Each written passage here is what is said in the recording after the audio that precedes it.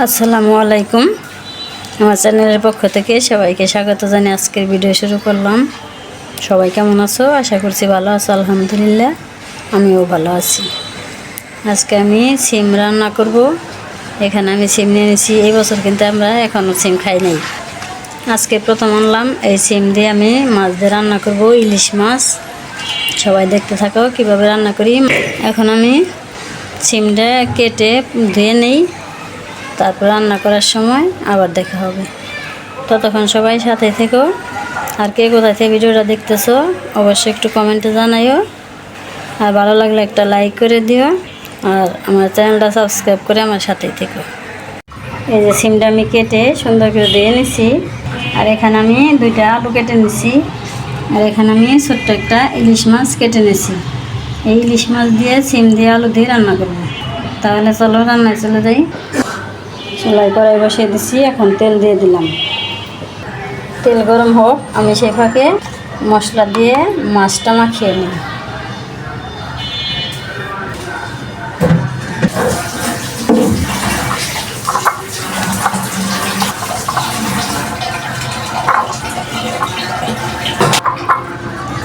এই সুন্দর করে মাখিয়ে নিলাম মশলা দিয়ে। এখন আমি ভাজার জন্য দিয়ে দিলাম।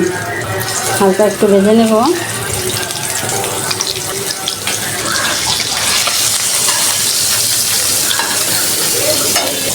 মাছটা ভাজা হয়ে গেছে, মাছটা নামিয়ে নিই।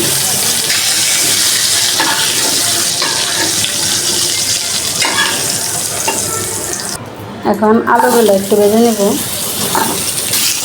আলুগুলো একটু ভেজে নেব। এই যে আলুটা একটু ভেজে নিলাম, এখন নামিয়ে নেব। এখন চুলায় কড়াই বসিয়ে দিলাম। এখন তেল দিয়ে দিলাম। এখন দিয়ে দিলাম পেঁয়াজ। এখন দিয়ে দিলাম একটু পানি।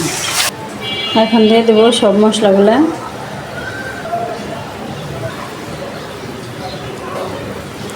কাঁচামরিচ। এখন আর কিছু পেঁয়াজ দিয়ে দিলাম। এখন আমি মশলা সুন্দর করে কষিয়ে নেব। এই যে মশলা আমি সুন্দর করে কষিয়ে নিলাম। এখন আমি সিমগুলো দিয়ে দিলাম। যে কোনো সবজি সিজনালি মজা।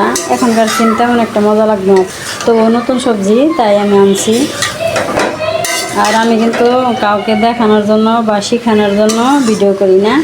আমি প্রতিদিন যা রান্না করে খাই সেটাই সবাইকে দেখানোর চেষ্টা করি। আর ভালো লাগলে অবশ্যই পাশে থাকবে। এখন আমি সিমটা সুন্দর করে কষিয়ে নেব।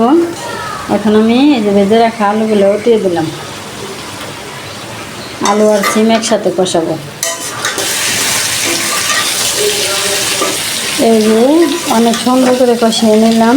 আমি যে ভিডিও করে শুধু ছাড়তাছি, আজ থেকে প্রায় 3 বছর হয়ে গেছে আমার চ্যানেলের বয়স, কিন্তু আমি এখনও সাকসেস হতে পারি নাই।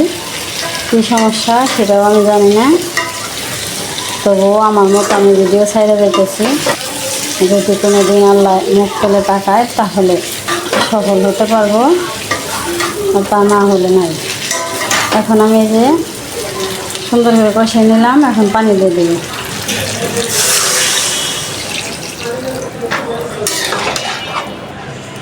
এতটুকু জল দিয়ে দিলাম। এখন আমি মাছটাও দিয়ে দিলাম। এখন রান্না শেষ হোক, বাকিটা পরে দেখাবো। এই যে সিম দিয়ে ইলিশ মাছ দিয়ে আলু দিয়ে তরকারিটা হয়ে গেল। এখন আমি যে একটা ধনিয়া পাতা নিচ্ছি, বিলাতি ধনিয়া পাতা। এই ধনিয়া পাতাটা কুচি কুচি করে কেটে তরকারিটা দিয়ে দিই। এই যে বিলাতি ধনিয়া পাতাটা ছোটো ছোটো করে কেটে নিলাম। এখন দিয়ে দিই। আমার তরকারিটা হয়ে গেল। এখন আমি নামিয়ে নিব। এই যে তরকারিটা নামিয়ে নিলাম। আজকে আমার ইলিশ মাছ দিয়ে নতুন সিম দিয়ে তরকারি কেমন হলো অবশ্যই কমেন্টে জানাবে। তাহলে আজকের ভিডিও এখানেই শেষ করলাম। সবাই ভালো থাকবে, সুস্থ থাকবে, সাবধানে থাকবে। আল্লাহ হাফেজ। আসসালামু আলাইকুম।